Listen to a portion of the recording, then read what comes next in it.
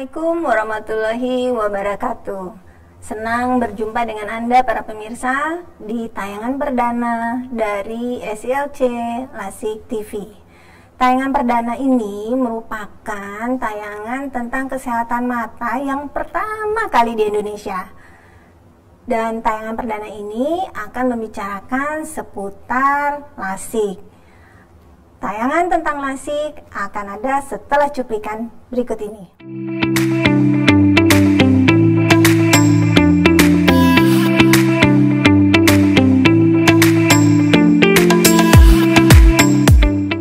Lasik, laser assist in situ keratomilesis, adalah salah satu jenis bedah refraktif, yaitu operasi mata yang bertujuan memperbaiki gangguan refraksi atau pembiasan mata.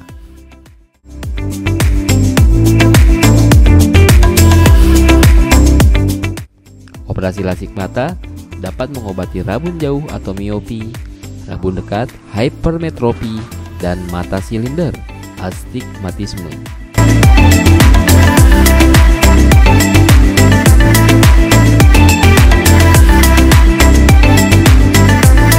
Seperti dilansir dari American Academy of Ophthalmology, prosedur lasik mengandalkan teknologi laser yang digunakan untuk memperbaiki bentuk kelengkungan kornea sehingga mata bisa memfokuskan cahaya ke retina dengan tepat.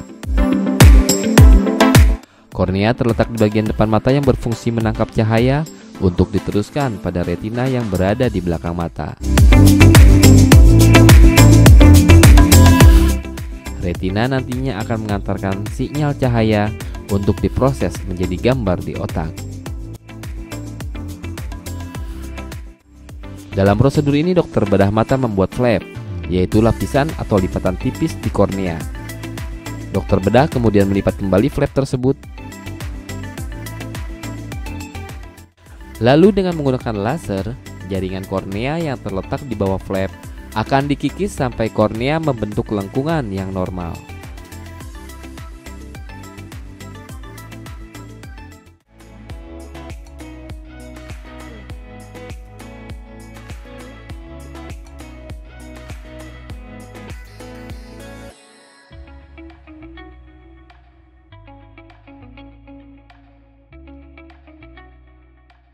Nah, para pemirsa, tadi kan sudah nonton tentang cuplikan seputar lasik. Sekarang saya ini ditemani oleh salah satu dokter spesialis mata dari kepolisian, yaitu Komisaris Besar Polisi Dr. Henry Albar Wibowo, spesialis mata konsultan. Apa kabar, Dok? Selamat datang di SILC Lasik TV. Sehat-sehat ya, Dok ya? Alhamdulillah. Iya. Tatimus solihat. Segala Nah, puji bagi Allah. amin. Dengan karunia-Nya sesuatu yang baik akan menjadi lebih sempurna. Amin ya Rabbil Alamin. Nah, Dok, ini di acara SILC Lasik TV yang perdana kita tuh mau bicara tentang lasik loh, Dok. Pertama, tentu banyak pemirsa yang ingin tahu kan, lasik itu apa sih? Nah, mungkin dokter bisa cerita sedikit ya, Dok. Lasik itu apa sih, Dok? Singkatannya apa? Termasuk kelompok apa? Dan metode yang digunakannya juga apa? Silakan ya, Dok ya. Terima kasih. Pertanyaan langsung kayak mitra liur, rentetan. Oke. Biar semangat ya para pemirsa. Jadi lasik itu adalah singkatan dari Laser Assisted in situ keratomilesis, merupakan suatu tindakan bedah refraktif dengan menggunakan laser untuk mengubah kelangkungan kornea sehingga keluhan atau kelainan refraksi dari orang-orang yang membutuhkan bisa diatasi. Nah, dari kelompok laser ini sebenarnya itu ada 3 hal yang termasuk dalam laser vision correction. Disebutnya terdiri dari 1 laser corneal ablation, surface ablation, yang kedua lasik, yang ketiga lenticle ekstraksi. Jadi pada pemilihan ini juga tergantung dari kebutuhan para pasien yang memerlukannya. Teknologinya dalam pelaksanaan lasik ini kita menggunakan satu metode. Kalau menggunakan lasik adalah mikrokeratung secara pembuatan flapnya secara mekanik, dan yang kedua dengan menggunakan femtosecond laser, pembuatan flapnya dengan menggunakan laser. Berarti ada 3 ya dok ya, Ada 3, dalam dok, masuk betul. kelompok komponen laser vision correction. Nah, kalau lasik berarti di dalam komponen tersebut ya dok ya? Betul dok, betul. Sekarang dok, kalau misalnya orang kan banyak nih di masyarakat pasti pada bilangnya lasik, padahal sebenarnya mungkin yang dikerjakan juga tidak semua sama ya dok ya, karena Betul, dok. termasuk dalam 3 komponen tersebut ya Betul. dok ya. Betul. Nah dok, yang episode perdana nih saya tuh ingin menanyakan, pertama tentu pengalaman dokter sendiri mengerjakan tentang lasik.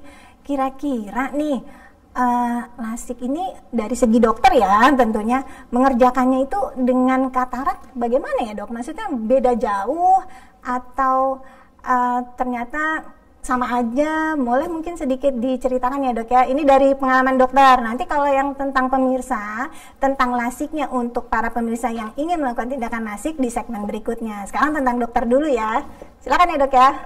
Ya, tentang pengalaman saya tentang mengerjakan lasik yang pertama, tentunya saya harus mempersiapkan diri dengan sebaik-baiknya, dalam artian gimana kita menyampaikan kepada pasiennya hasil pemeriksaan yang dia peroleh seperti apa, sehingga apa yang diharapkan sesuai dengan pemeriksaan awal yang kita lakukan. Nah, misalnya pasien, pengalaman pertama saya waktu itu ingat saya, dia -5. Saya tidak akan terlupakan itu pasien. Yang lihat hanya melihat jarak cuman 2-3 meter saja gitu, 3/60 kalau di bahasa kedokterannya. Orang normal bisa ngelihat 60 meter, pasiennya cuma ngelihat 3 meter. Nah, kemudian dengan dilakukan tindakan lasik, kita pertama membuat flap dengan menggunakan mesin femto yang hanya sekitar 20 detik. Kemudian flapnya dibuka, terus dilakukan tindakan ablasi dengan menggunakan sinar excimer yang tidak begitu lama. Kemudian flap yang kita buat kita kembalikan ke posisi semula, kita keringkan. Setelah operasi selesai, pasien duduk di meja operasi, kita perintahkan untuk melihat jam. Yang tadinya dia tidak bisa melihat angka-angka di jarum jam, langsung begitu terexcited selesai operasi, wow, dia merasa happy. Tapi itu belum selesai. Besoknya pasien kontrol, kita lihat ternyata bisa mencapai visus 20/20 sesuai dengan apa yang kita periksa sebelum tindakan operasi. Luar biasa pengalaman pertama saya waktu mengerjakan lasik. Saya sampai merinding. Ini merinding betulan ini. Karena bisa memberikan manfaat yang saya juga sendiri puas, pasien juga mendapatkan hal yang sesuai dengan yang diidam-idamkan. Begitu dok pengalaman saya dok. Wah, luar biasa banget ya dok ya, dan tentu berkah ya dok ya, bisa membantu orang yang membutuhkan untuk menghilangkan dari ketergantungan penggunaan kacamata. Kadang-kadang juga betul. Orang begitu udah lepas langsung ya, tadi dokter bilang ada wow-nya ya dok ya, Betul. jadi langsung bisa lihat, itu luar biasa bang. Oh ya dok, ini kan tadi udah tentang pengalaman pertama nih, sekarang ada nggak pesan atau mungkin bisa disampaikan, pasti ada lah ya pesan yang bisa disampaikan untuk para dokter mata yang memang baru mau memulai melakukan tindakan bedah refraktif seperti lasik, biar makin semangat para dokternya dan juga biar semua ikut merasakan bagaimana hasil yang tadi dokter Henry sampaikan, begitu wow-nya kelihatan luar biasa, biar para teman sejawat juga bisa merasakan hal tersebut. Silakan Ya, dok. Betul sekali dok. Memang kebahagiaan pada saat pasien pertama saya bisa memberikan wow efek dari pasca operasi itu membuat saya itu luar biasa, dalam artian yaitu seperti saya tadi sampaikan, saya sampai merinding. Dalam hal ini tentunya buat teman-teman sejawat yang mau memulai lasik, intinya jangan takut untuk memulai, tapi tentunya kita juga harus membekali diri. Di samping yang utama adalah anamnese yang detail tentang pasien, karena karakter pasien-pasien itu aneh-aneh. Kadang-kadang ada yang tipenya perfect, jadi harus sesuai kayak matanya siapa itu ya, kalau acara TV itu The $6 Million Man zaman dulu, generasi tua maklum, generasi tua itu kan matanya sangat tajam. Banyak yang mengharapkan seperti itu, makanya kita lakukan pemeriksaan awal yang harus detail. Nanti kita sampaikan dari hasil pemeriksaan seperti apa yang akan diharapkan sesudah tindakan operasi, sehingga di kemudian hari kita tidak memberikan harapan yang berlebihan pada saat kita bandingkan dengan hasil pemeriksaan awalnya sebelum tindakan operasi. Ya, tentunya sedikit-sedikitlah kita baca tentang pacimetri, keratometer, pacimetri, topografi kornea.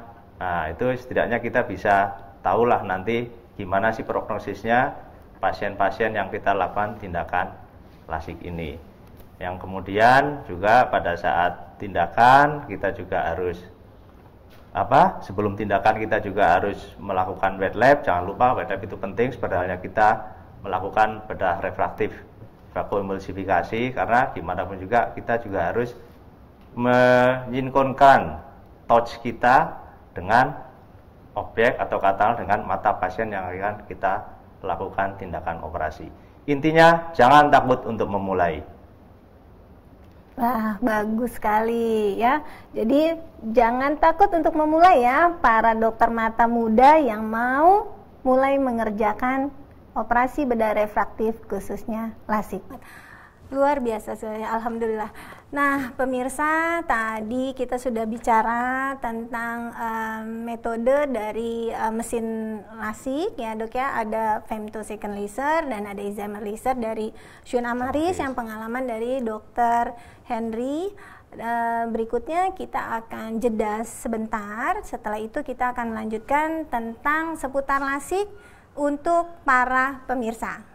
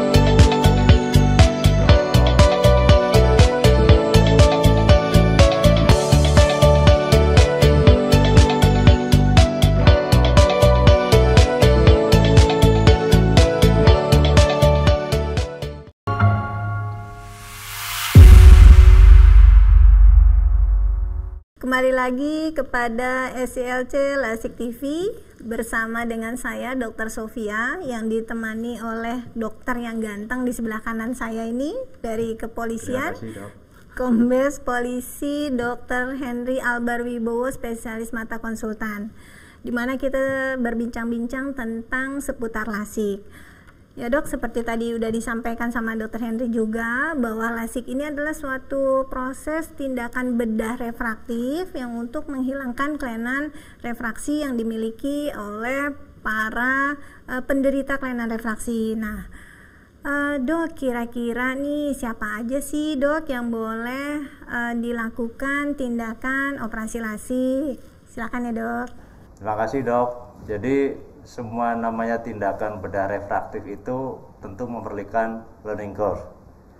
Nah, jadi kalau saya bicara awalnya learning curve tentang operasi katarak dalam hal ini VECO, ya tentunya kita harus tahu dulu bagaimana tentang seleksi pasiennya, tentang vakodinamika, tentang mesinnya, dan teknik operasinya. Demikian pula dengan lasik ini.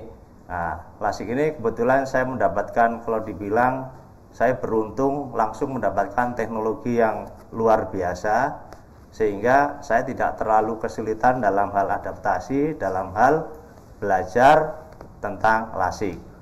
Dari pengalaman kami, saya menggunakan adalah membuat flapnya langsung dengan menggunakan femto laser. Sedangkan untuk mengubah kelengkungan korneanya, untuk membuat kelengkungan kornea berubah sesuai dengan kebutuhan, saya menggunakan excimer laser dari Swin Amaris, Dok. Oh gitu, Dok. Tapi sebenarnya excimer laser itu banyak beragam ya, Dok ya? Maksudnya ada banyak macam-macam. Yang dokter gunakan yang mana ya, Dok, tadi? Ya, kalau kami menggunakannya, dari pengalaman saya menggunakan excimernya dari Swin Amaris. Nah, dan itu sangat-sangat membantu. Artinya tingkat kepuasan yang saya rasakan sebagai operator dan outcome yang dirasakan oleh pasien sangat memuaskan. Alhamdulillah. Nah, Dok, excimer laser yang dari Swin Amaris ini dari mana sih, Dok? Maksudnya produksi dari mana? Terus yang kedua sendiri, apakah sudah banyak juga yang menggunakan di luar ya, maksudnya ya, Dok ya, nggak mesti harus di Indonesia, mungkin di luar juga ada yang sudah mengerjakan. Lalu apa yang dokter waktu pertama kali gitu mengerjakan dengan mesin ini, kan tadi dokter bilang hasilnya luar biasa ya, dan teknologi yang luar biasa. Mungkin bisa sedikit lebih mendalam untuk penggunaan mesinnya sendiri, Dok. Ya, secara fisik memang mesin ini buatan Jerman. Yang kebetulan yang saya gunakan adalah yang 750 Hz, ada juga seri yang 1050 Hz. Tapi yang 750 Hz pun sudah bisa memberikan kepuasan yang kita perlukan. Ya, tentunya kalau menyangkut masalah pemakaian di luar negeri, di dalam negeri, mungkin kalau Indonesia itu masih beberapa, tapi kalau di luar negeri, insya Allah sih yang saya dengar sudah cukup terbukti bahwa ini bisa memberikan outcome yang sesuai dengan apa yang kita harapkan. Jadi LASIK aman ya, Dok ya? Bisa diambil kesimpulan seperti itu ya, Dok ya? Sangat-sangat aman. Dari yang kami lakukan di tempat saya bekerja, efikasi yang didapatkan pasca tindakan LASIK hampir 100%. Sedangkan yang tadi pasien yang setelah 5,5 tahun atau 4,5 tahun kok muncul jadi -1/4, itu bisa diakibatkan oleh karena aktivitas penglihatan dekat yang berlebihan. Jadi bukan oleh karena tindakan LASIK-nya. Jadi saya tegaskan lagi, Dr. Sofi, dari pengalaman saya bahwa LASIK di tempat kami sangat-sangat aman. Tentunya dengan ridho Allah yang tidak bisa kita tinggalkan atas izin Allah. Demikian, Dok.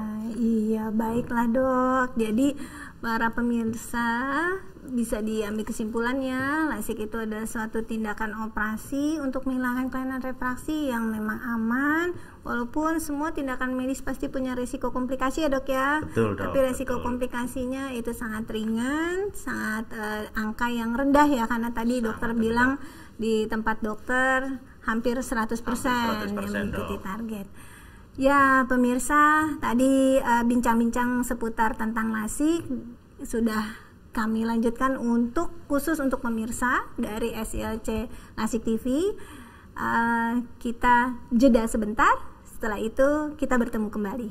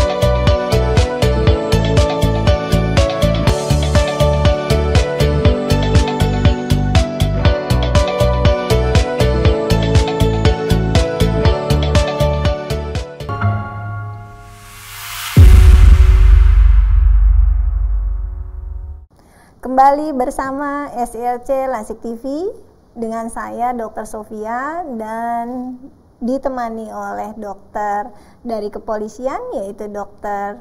Henry Albarwibowo, spesialis mata konsultan, ya dok. Kita sudah berbincang-bincang tentang seputar LASIK. Nah dok, tadi kan dokter sudah menjelaskan segala macam syarat ya, syarat-syarat untuk orang yang mau melakukan tindakan LASIK, berapa ukuran minusnya, ukuran silinder, dan ukuran hipermetropnya. Usia juga tadi dokter sudah sampaikan ya dok ya, usia di atas 18 tahun. Nah bagaimana dok kalau misalnya ada orang yang memiliki kelainan di mata, seperti misalnya ada katarak, ada glaukoma, boleh atau tidak? Dan yang pertanyaan kedua, kalau kelainan sistemik, bagaimana dok? Ya, terima kasih Dr. Sofia. Bahwa memang dalam melakukan tindakan operasi LASIK ini semuanya tidak ada kelainan yang menyangkut kelainan pada mata, seperti halnya katarak ataupun glaukom. Karena kalau ada kataraknya kita lakukan tindakan LASIK, tentunya juga tidak akan bermanfaat apapun. Karena tajam penglihatan terhalang menurun oleh karena di samping karena minusnya juga oleh karena atau kelainan refraksinya juga oleh karena kataraknya. Katarak itu bisa menyebabkan penglihatan menurun. Jadi merupakan kontraindikasi untuk dilakukan tindakan LASIK. Demikian pula untuk glaukom. Orang dengan glaukom itu tekanan bola matanya tinggi. Nanti tentunya juga dalam hal penghitungan ataupun dalam saat melakukan tindakan LASIK akan memberikan hasil yang berbeda apabila dibandingkan dengan pasien-pasien dengan tekanan bola mata yang normal. Demikian pula orang dengan kelainan sistemik, misalnya diabetes atau kencing manis. Dalam hal ini orang diabetes terjadi perubahan indeks bias refraksi dok. Sehingga pada pasien-pasien dengan kelainan gula darah yang tinggi, penghitungan pada saat refraksinya juga akan berbeda dengan orang yang normal. Demikian pula juga dengan orang-orang dengan tekanan darah yang tinggi dok. Berarti memang harus normal ya dok ya, kondisi normal terkontrol lah setidaknya. Ya, kondisi dok. Mata harus baik ya, baik, dan sehat, betul. Lalu kondisi umum ya dok ya. Betul dok, betul. Iya, nah pemirsa kan sudah mendengar. Nah kalau misalnya nih para pemirsa ada yang mau melakukan tindakan LASIK, tentu ada tahap-tahap pemeriksaan ya dok ya? Pasti. Bisa dijelaskan nggak dok tahap-tahap pemeriksaan tersebut dok kepada para pemirsa? Betul. Jadi untuk para pemirsa yang ingin membutuhkan LASIK, ini informasi bahwa sebelum tindakan LASIK tentunya kita juga akan melakukan suatu pemeriksaan yang detail, meliputi anamnesa, yaitu wawancara antara dokter dengan pasien. Bagaimana berapa lama, misalnya berapa lama bapak atau ibu menggunakan kacamata ini, berapa lama, apakah selama dalam pemakaian ini pernah sering timbul mata merah, atau dalam hal ini kita juga tanyakan juga dari keluarganya, adakah keluarga yang mempunyai kelainan, kalau misalnya jalan itu suka nabrak-nabrak kursi, meja, itu mungkin ada tanda-tanda glaukoma, atau mungkin juga ada mata merah yang berulang, mungkin karena ada suatu alergi. Terus harus kita tanyakan juga, apakah ibu pemakai atau bapak memakai lensa kontak, itu harus lepas lensa kontak selama 2 minggu. Untuk apa? Untuk membuat kesempatan kornea kembali ke bentuknya semula, tanda petik. Nah itu dari pemeriksaan wawancara. Terus pemeriksaan fisiknya itu kita tentunya juga akan melakukan pemeriksaan status refraksinya. Status refraksinya di sini adalah ukuran dari kelainan refraksi yang Bapak Ibu derita. Nah, kalau misalkan targetnya bisa sesuai dengan 10 atau 20/20 100%, ya tentunya akan kita sampaikan bahwa dalam memakai ukuran ini Bapak bisa mencapai 20/20. Terus kemudian ada pemeriksaan tentang pacimetri. Pacimetri adalah untuk mengukur ketebalan kornea. Nah ini sangat bermakna, walaupun tadi secara pemeriksaan refraksi bisa 100%, tapi ternyata pacimetrinya tanda petik tipis, ya tentunya nantinya tidak akan habis 100 jadi 0, tapi mungkin masih ada sisa ukuran refraksinya. Nah, jadi itu kita sampaikan. Terus kemudian kita ada pemeriksaan topografi kornea, pemetaan pada kornea. Apakah korneanya sehat, apakah ada penipisan di tempat-tempat tertentu yang disebut dengan keratokonus. Di samping itu juga ada pemeriksaan retinometri untuk melihat fungsi retinanya, berhubungan IOP kita NCT non kontak tonometri untuk melihat tekanan bola matanya, serta kita juga pemeriksaan yang menilai tentang mata kering atau dry eye. Karena harus kita sampaikan juga bahwa pasca tindakan lasik mungkin ada rasa-rasa kayak sepet, kering, ngeres. Nah, itu rasa berpasir itu mungkin juga tanda-tanda dari mata kering, walaupun juga pasca operasi itu ada beberapa keluhan yang muncul seperti itu. Iya, berarti banyak ya dok ya, tahap-tahap langkah pemeriksaan yang harus dilakukan sebelum mau melakukan tindakan operasi lasik ya dok ya. Betul dok. Berarti kesimpulan juga ada yang nggak bisa dilasik juga ya dok ya. Kalau tadi dokter bilang kan ada yang targetnya bisa nggak 0. Nah itu ada, tapi ada juga yang nggak bisa dilasik ya dok ya. Ada juga yang bukan kandidat lasik karena mungkin korneanya terlalu tipis dari standar yang kita gunakan. Ya, secara angkanya biarlah kita yang mikir, yang penting para pemirsa tahu, oh ini bisa lasik, bisa 100%, oh ini bisa lasik, cuman ada sisa minusnya atau sisa ukuran status refraksinya, oh ini bukan kandidat untuk lasik karena kornea yang tipis atau kelainan-kelainan yang lain seperti kita sebutkan tadi, misalnya ada katarak, ada glaukoma, atau penyakit-penyakit sistemik yang lain. Iya, baik dok. Jadi boleh diambil kesimpulan untuk para pemirsa di atas usia 18 tahun yang mau menghilangkan kelainan refraksi, jadi tidak mau atau sudah lelah ya dok ya menggunakan kacamata atau lensa kontak, bisa melakukan tindakan lasik dengan beberapa tahap pemeriksaan terlebih dahulu. Betul, dok. Dan tidak lupa harus sehat dulu matanya, karena harus dicek dulu dan kesehatan secara umum ya dok ya. Dok, tadi dokter sebut kan ada lepas offline ya dok ya. Berarti kalau para pemirsa yang ingin lasik baru lepas offline seminggu begitu juga nggak boleh ya dok ya? Berarti boleh, harus. Paling tidak kita punya protap dan dari penelitian diharapkan kurang lebih bebas lensa kontak 2 minggu, kornea akan baru kembali ke tanda petik posisinya semula. Ya, itu yang tadi dokter sudah sampaikan juga yang untuk soft lens. Dok, kalau lensa yang hard lens itu loh dok, kalau yang itu berapa lama tuh dok? Bisa lebih lama nggak dok ya? Lepasnya, soft lens-nya baru bisa dilakukan pemeriksaan. Tentunya kalau kita harapkan ya kita punya standar adalah 2 minggu, tapi kalau akan lebih lama juga akan lebih baik. Jadi untuk akurasi dan presisi tentang pemeriksaan topografi kornea dan juga untuk penghitungan nanti berapa sinar laser yang akan digunakan untuk meminimalisir atau menghilangkan kelainan refraksinya. Iya deh, berarti kalau bukan yang soft lens bisa lebih lama dari 2 minggu ya dok ya. Karena pasti banyak pemirsa yang menggunakan hard lens ya, jadi tentu membutuhkan waktu yang sedikit lebih lama untuk melakukan tindakan pemeriksaan ya. Betul. Lasik. Baik deh dok, tadi kita sudah bicara lagi tentang seputar lasik, baik yang sekarang adalah pemeriksaan.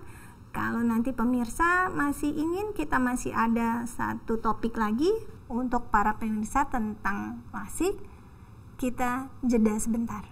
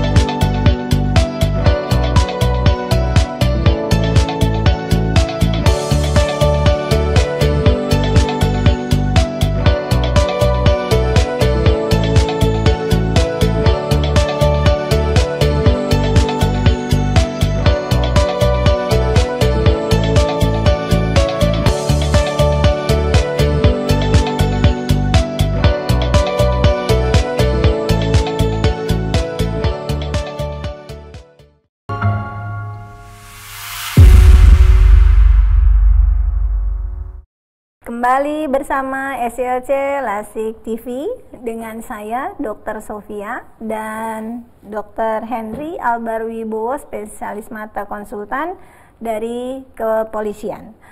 Dr. Henry, saya tadi janji nih sama pemirsa tinggal satu topik lagi waktunya kita nih dok. Jadi yang mau ditanyakan adalah tentang operasi lasiknya sendiri. Kan tadi dari awal kandidat ya, maksudnya siapa saja yang bisa dilasik, terus pemeriksaan-pemeriksaan yang perlu dilakukan, dan sekarang tentang operasinya sendiri.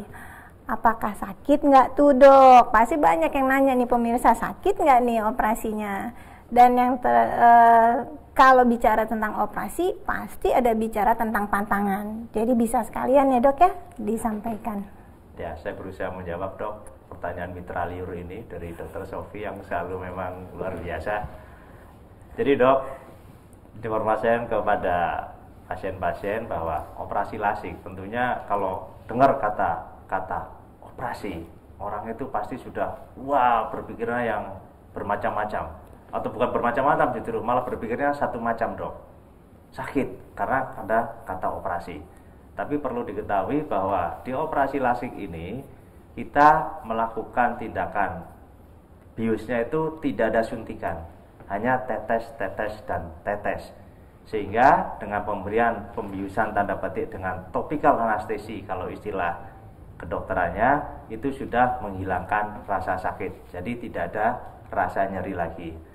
Nah, tentunya setelah kita lakukan tadi pemeriksaan awal sebelum lasik, nanti pasien akan dimasukkan ke kamar operasi. Di situ akan ada penjelasan apa yang akan dialami dan harus dilakukan oleh pasien dalam rangka kerjasama dengan operator agar didapatkan hasil yang optimal sesuai dengan harapan.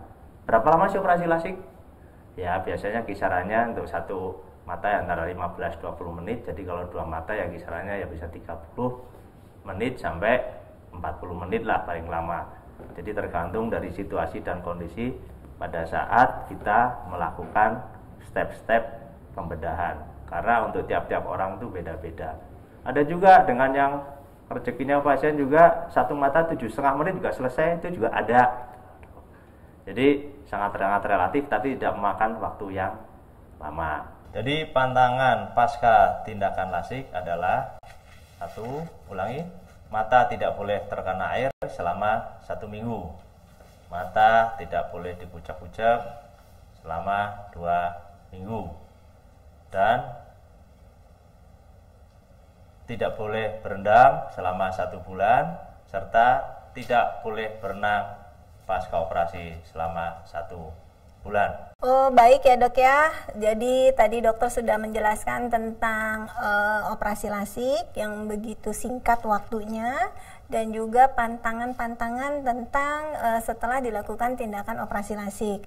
Nah para pemirsa sudah mendengar serangkuman tadi dari seluruh pembicaraan kita tentang seputar lasik, dari kandidat atau siapa saja yang bisa dilakukan tindakan lasik sampai pemeriksaan, sampai pantangan dan operasi serta mesin dari mesin lasiknya sendiri.